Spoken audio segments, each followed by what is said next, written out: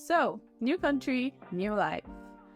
But does the grass live up to the hype? Well, we all know that Canada receives a record number of immigrants yearly. And these are people like you and I who come here one way or the other, looking or searching for what is known or commonly known as greener pastures. But here's the thing. Is this side of the grass all that it claims to be? Well, my personal experience is still pretty new. So I've decided, or rather we have decided, to put my husband on the spot since he's been here for a while. Let's go. Yeah. Okay. So we have decided to put you on the spot. One sports. The spotlight. Okay. So regarding your experience here in Canada, I would like to know, to get your own personal experience of what it's been like here in Canada for you. So I have a couple of questions, but of course, let's chat. Okay. So just tell us more about you, like how long have you been here in Canada? I would like to know. Okay.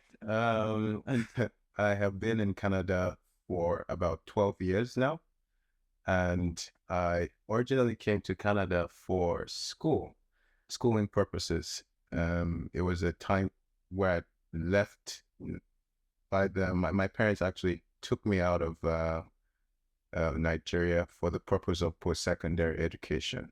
So the original purpose was to come here, get better education, and then be able to build my life from that point on. Mm-hmm. So you're like, what, 17, 16? Yeah, 17. Wow, that's pretty young. All right. So what are some of the advantages that you've liked or you've gotten from Canada, like since you've been here in Canada? First thing I would point out is Canada had, when I first came here, they had a very good, and I think they still have a very balanced educational system. And it's really offered a great platform for post-secondary education.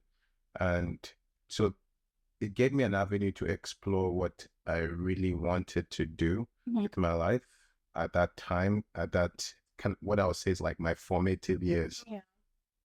So to develop what I needed to do to be that adult that I wanted to be, in that sense. So to help me answer those questions, and school, the programs offered really helped me to decide what I didn't want to do and what I didn't want to do. Example was that I actually came here to study health sciences. Yeah. But now when I went through school and I went through like college, I realized how it was so tough, because one of the things that you needed to do to really get really good in health sciences, and I don't know if that might be still accurate, but then you needed to really great at math. And I was not great at math. Well, now we know who gets to be teaching the kids math. Yeah, so I had the opportunity to choose statistics, and so I ran with statistics, and I got like a C in that time, and I felt fine with that. But more, all in all, I came out with for my first post-secondary, which was Fraser International College. It was a subsidiary of SFU, Simon Fraser University. Came out of there with an Associate of Arts degree. So it gave me an understanding that, you know, my family is in the arts. Yeah. And I was trying to forge my own path away from the arts, and it just dawned on me that, why am I running? Maybe this is in my blood, Something they're supposed to do. Exactly. My dad is an oil painter. My mom's a culinary chef and a caterer. So those things were already ingrained to build myself on. And so I decided to pursue that. And I think exploring that in post-secondary school really helped me to define what type of art I was looking for, what was inside, what was really trying to come out in that sense. Yeah, so don't forget to subscribe. Don't forget to also like this video and click on the notification bell so you get, updates. You get to receive updates when we post a new video. All right, then. Right. So what are the other advantages like you got from leaving, out of school? So we've been able to get a background of, you came to Canada to school, which I think is what most of us, or rather most immigrants have been able to do to come into Canada is mostly through post-secondary education. So what else along the years that you have been in Canada? What are some of the advantages that you've gotten or you've found in Canada? Yeah. I would say that first, the next thing I would really give that Canada really offers for those that are also looking, and also in my journey so far, it's a diversity. It's a great cultural, I'd say cultural confluence or cultural meeting ground where people from different nationalities meet for, like, example, with the post-secondary school, I had different people, different cultures. I met different people in school. The programs that were offered for social community building, they really helped bridge that cultural barriers in that sense. And some of I met Caribbeans, people from the islands, I'd say Caribbean, but people from the islands. And I had the first thing that I had was like, I was inside this group called African and Caribbean Association. I think it's that, but if it's not, forgive me. It's been a long time. But it was really great to come out of that shell of just Nigerian. Just Nigerian, relate with only Nigerians and really Nigerian. Sorry, Scott, is it true that sometimes, I don't know, some people say that when Nigerians come to, this part of the world, or maybe Europe or North America, or wherever, diaspora in that sense, that Nigerians tend to run away from other Nigerians in that sense. Was it something like that for you, or you just wanted to meet other people, not just Nigerians, but you just wanted to meet other people? I think first thing was that maybe initially I wanted to relate with non-Nigerians. I wanted to I wanted to relate with non-Nigerians because there's just this Nigerian thing where it's like my people, like it's like my people, and it was in those years it was kind of like, oh, it's so cheesy, and you don't want to be part of that because you've grown up in that atmosphere. So I can understand if someone has that experience. It's not everybody else. So this is the caveat. It's not everybody that has that experience. It's just some people do have that experience, and that's understandable. Sure. But I did have that experience where I wanted to relate with people that were not in my country. And I got the opportunity. Canada offers that. It has people. I've worked with Koreans, I've worked with Chinese, I've worked with, I've eaten different food. I've eaten Indian, Ghanaian. I found out, different things, and another thing exposes you to different cultures. Yeah, so I think it really does expose you to different cultures. And then the other thing that I really say that I enjoyed here was a lot of the amount of programs, right, that are available. Like an example would be going to the gym, or you meet again different cultures in the gym, or going to soccer. I still play soccer. I've been playing soccer since I came here, and every time you go to a match, or you play with your friends, it's different people. It's such a meeting ground. So shout out to the guys that I play soccer with, and I played in SFU and they still do the Friday and Sunday soccer. So shout out to them, shout out to Kanye and all of them. And also shout out to, the other teams that I've played with. I play with some of the teams in kind of like a local league here. So it's really great, a really great meeting ground as well. Canada offers those programs. Networking, Yeah. grounds, yeah. All right. So it's been I would say in short, it's been great so far here in Canada. Regarding the advantages you've been able to get here as part of the one. Okay. So have you along the line struggled with any, cultural, like with your cultural roots? Saying that you came here really young. And most people say that at that age is still you still have that. I mean, you could still you're still trying to find your part in that sense. At 17, 16, it's still kind of young in that sense. So did you struggle with any kind of cultural roots rather, while you were here in Canada? I think for me it was very mixed between staying grounded, and I think the first thing I struggled with was staying grounded in my faith. Mm-hmm. Because when I came here, I guess the first thing I was dealing with was loneliness. Oh. And yes, Canada offered all these great, great, so I'll say their support systems in a sense, but it doesn't feel like home. Yeah, and home is really, for me, home is family. Family has always been an integral part of my life. So when at age 17, when I came here, the first thing I was looking for is family. But even if people become your friends and everything, they aren't necessarily your family yet.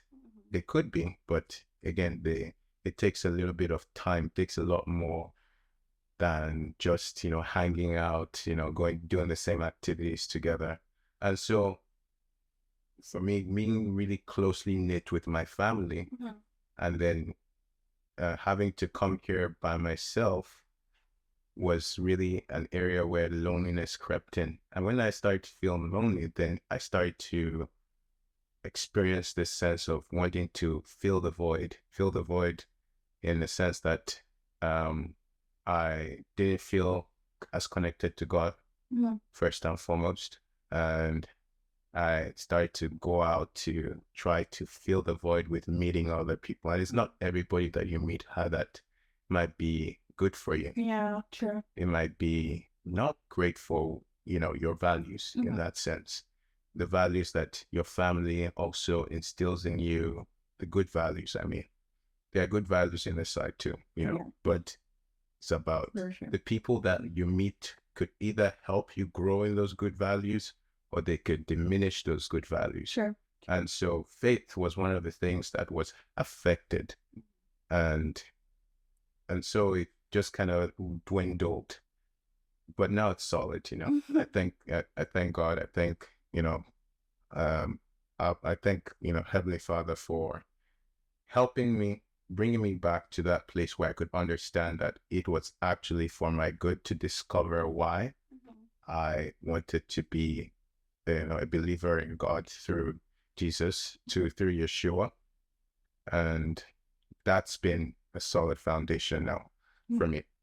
The other thing that I would say is there was a time when I struggled with keeping what was like Nigerian about me in that sense, or what was African about me. And so I think there was a time when my parents would call me and they would say, you're a Nigerian. And I would say, no, but I'm a man of two cultures, I'm a man of two cultures.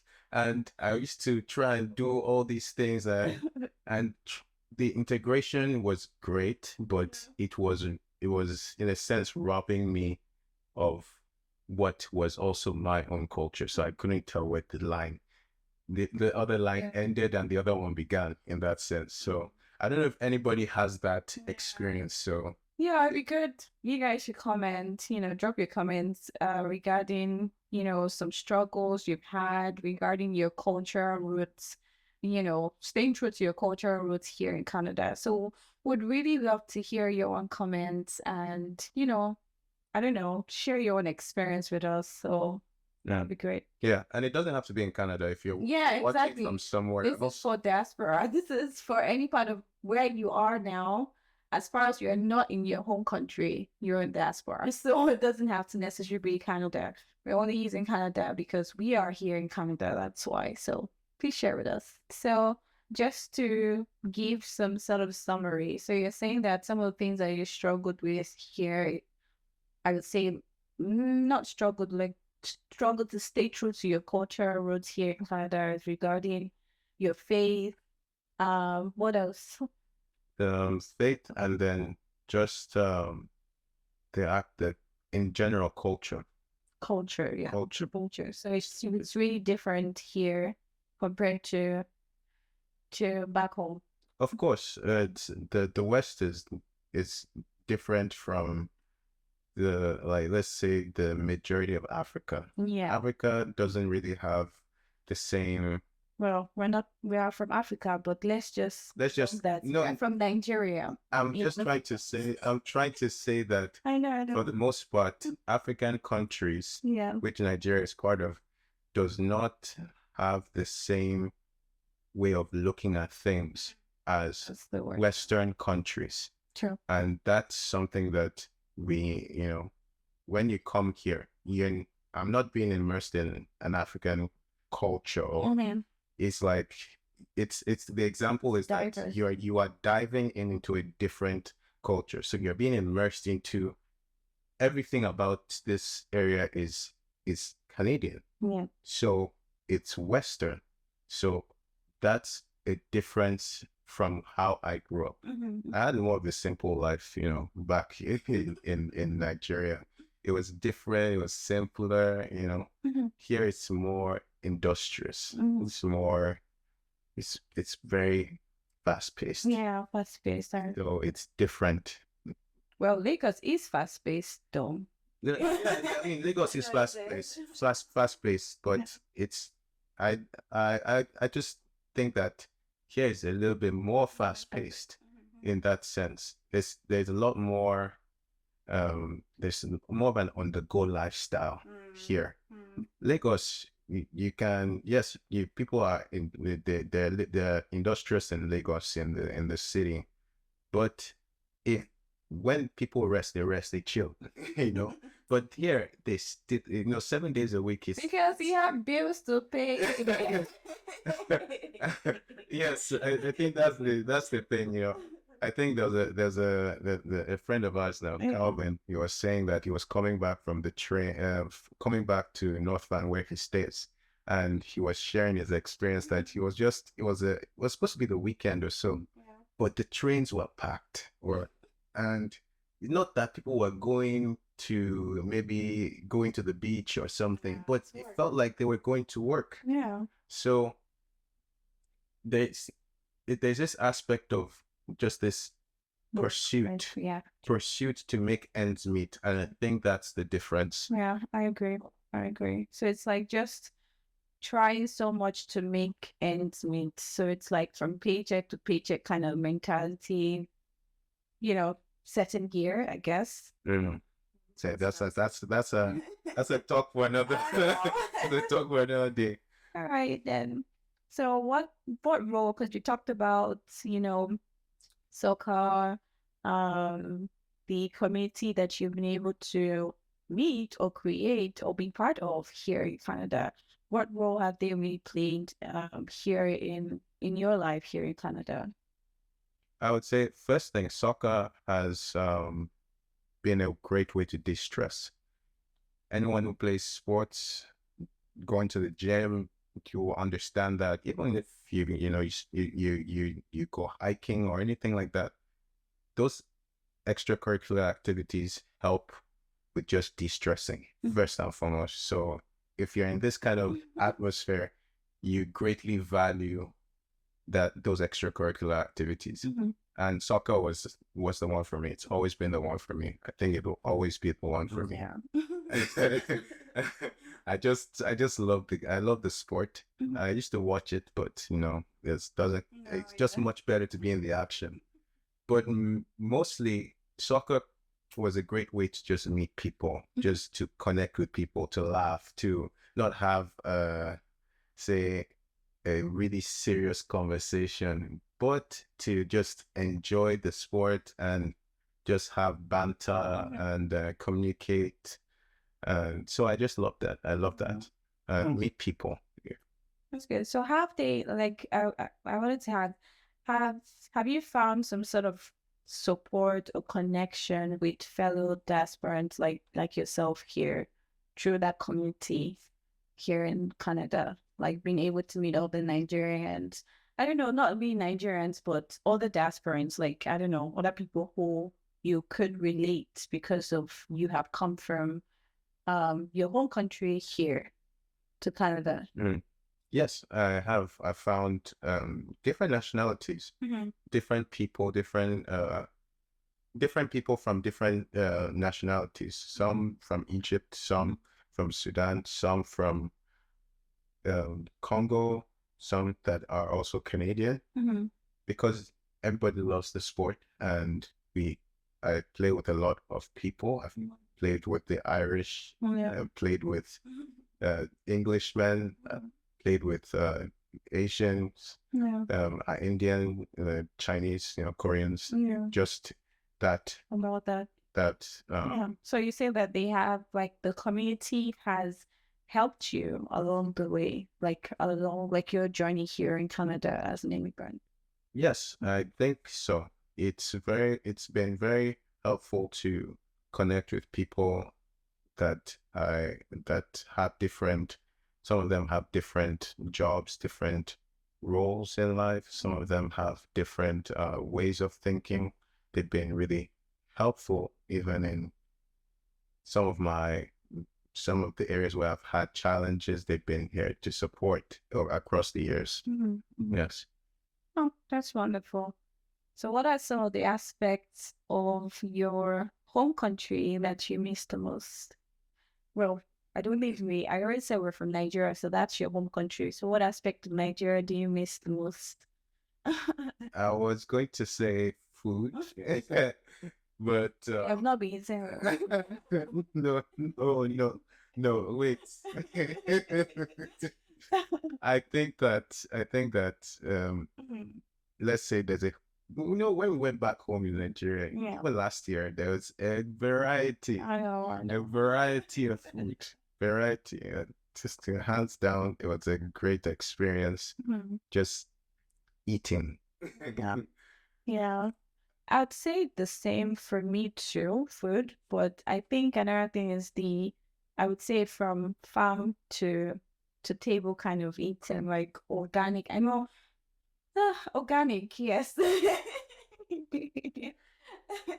Cool. So I think I relate to that it's not just about the food. Yeah, of course, our food from back home really do miss, but of course I try to cook them here. So at least the ones that I can, I cook when we find the ingredients. But I think that one thing that you are aware with is the organic or the farm to table kind of food where you can say that this is authentic. This is authentic food in that sense where you don't have to question if, I don't know, if this apple is GMO or something. You know that it's, right from the farm to your table. So, Yeah, I agree.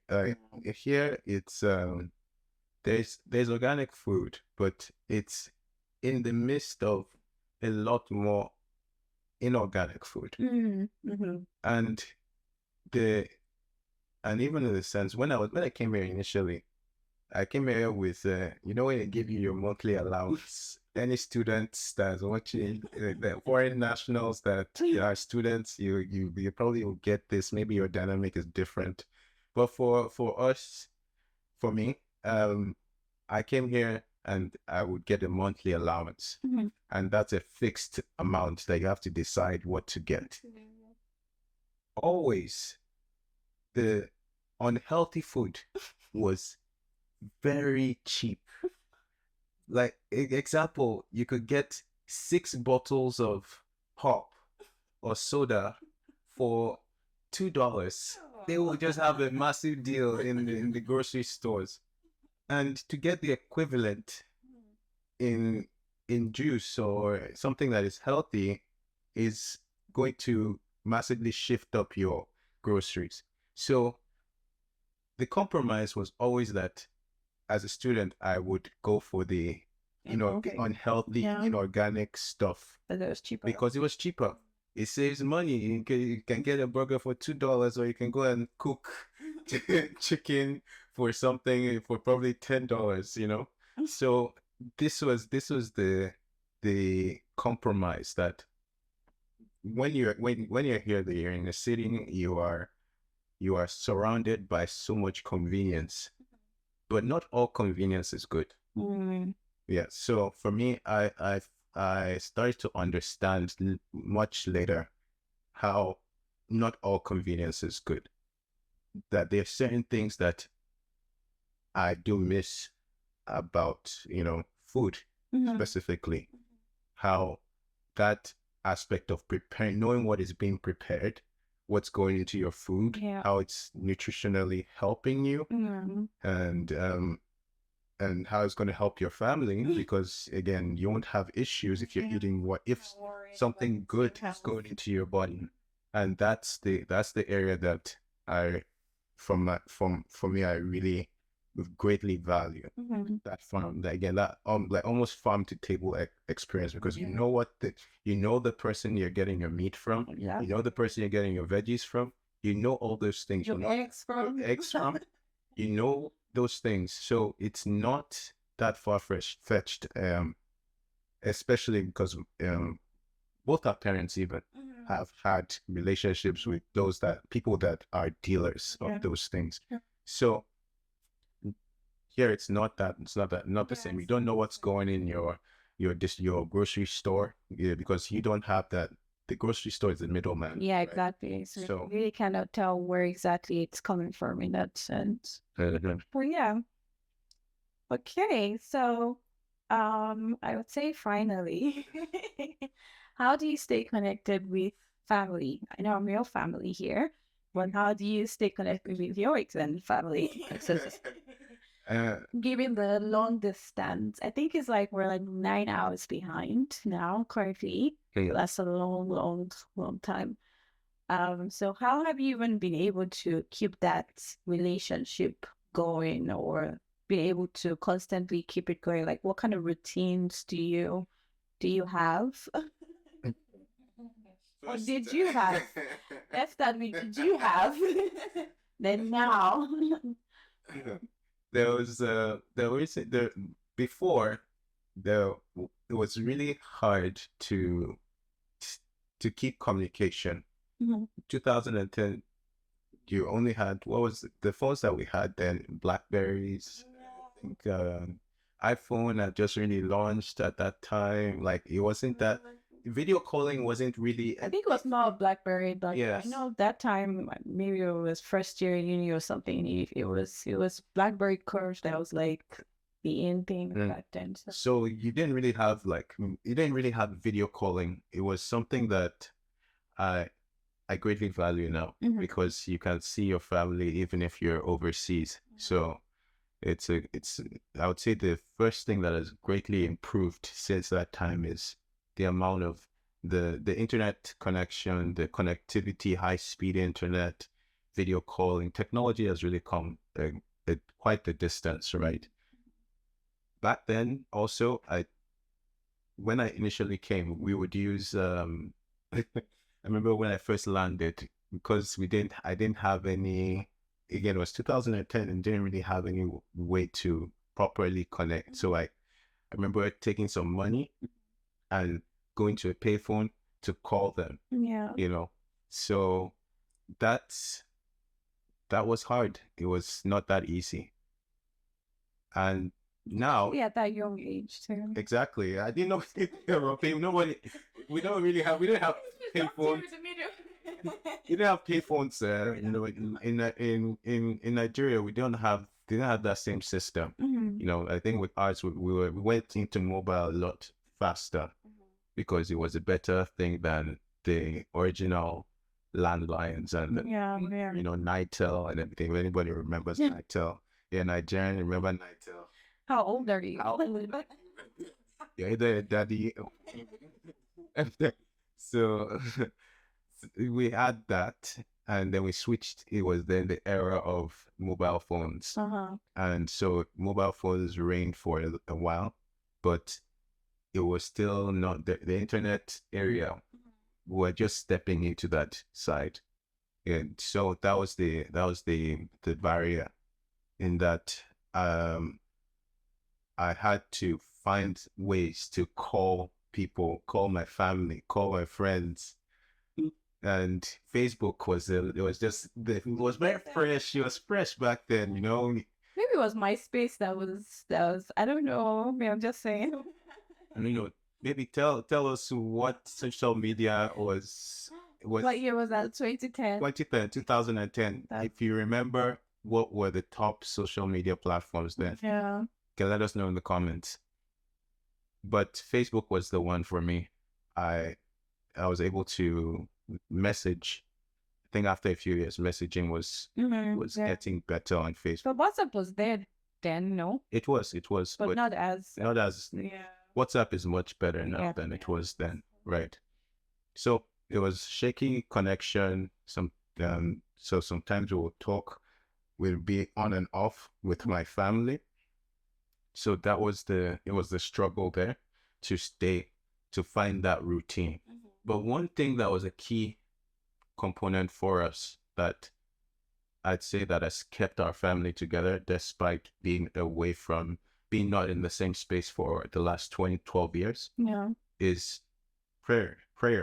So for us, we are believers in Yeshua. We are believers in God. We fellowship through and we communicate through prayer.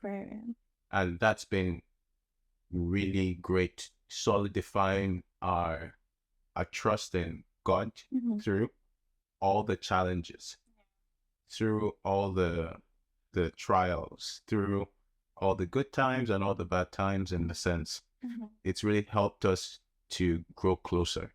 Yeah. And it's helped us to gain understanding in every season. It's a big journey. When you come to a different country, you come to a foreign country, even if you're staying here for some months and you're coming by yourself, it's a whole learning experience. It's a learning curve. It is. Yes. Like you have to actually unlearn and relearn a lot of things. And I think one has to be really open-minded when venturing, because it's actually it's very brave to leave one's home country and come to a totally new country, totally new life, experiences. And also if you're not open-minded, and like you said, I mean, we're Christians, we're believers, so our faith has definitely been the support for us in that sense. The support. I just remember when you're talking about how prayer helped with your family. And I remember when we were courting and